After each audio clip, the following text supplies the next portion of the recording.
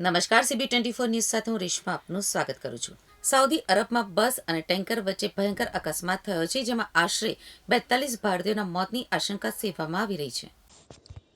મળતી માહિતી પ્રમાણે મક્કા મદીના આ બસ જઈ રહી હતી તે જ સમયે મદીનામાં ડીઝલ ટેન્કર અને બસ વચ્ચે ભીષણ અકસ્માત સર્જાયો, જ્યાં આખી બસ આગની ચપેટમાં આવી ગઈ। બસમાં સવાર 42 ભારતીયોના મોતની આશંકા છે।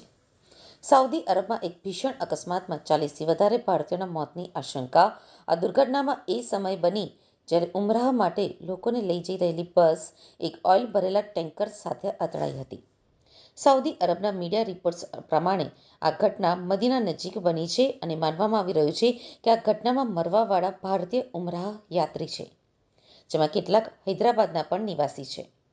તેલંગાણા મુખ્યમંત્રી કચેરી તરફથી જાહેર કરેલા નિવેદનમાં સાઉદી અરબમાં થયેલા માર્ગ અકસ્માત ઉપર દુઃખ વ્યક્ત કરવામાં આવ્યું છે અને જણાવ્યું છે કે મુખ્યમંત્રીએ તાત્કાલિક મુખ્ય સચિવ અને ડીજીપીને અકસ્માત સંબંધિત સંપૂર્ણ માહિતી એકત્રિત કરવાની સૂચના આપી છે।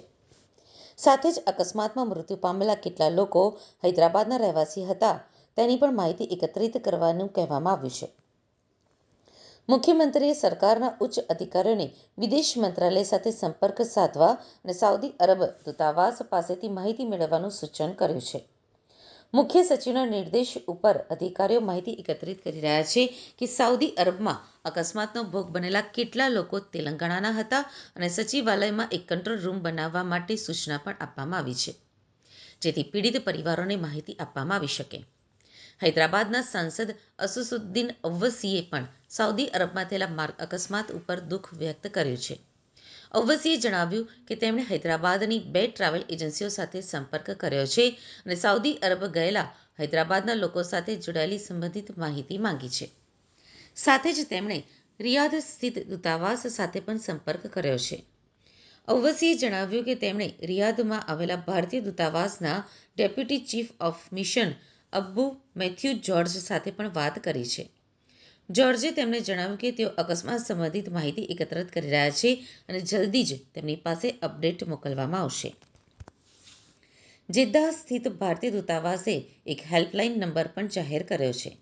સાઉદી અરેબિયાના મદીના નજીક ભારતીય ઉમરાહ યાત્રાળુઓ સાથે થયેલા દુઃખદ બસ અકસ્માતને ધ્યાનમાં રાખીને દૂતાવાસે જણાવ્યું હતું કે જેદ્દાહમાં ભારતીય કોન્સ્યુલેટ જનરલ ખાતે 24/7 કંટ્રોલ રૂમ બનાવવામાં આવ્યો છે, જેમાં હેલ્પલાઇન નંબર છે 800-244-0003। ફરીથી નંબર નોંધી લેશો 800-244-0003। આ ઘટના બાદ તેલંગાણા સરકારે પરિવારો તેમના પ્રિયજનો વિશે માહિતી મેળવી શકે તે માટે સચિવાલયમાં એક કંટ્રોલ રૂમ બનાવ્યો છે। પરિવારના સભ્યો આ નંબર ઉપર પણ સંપર્ક કરી શકે છે।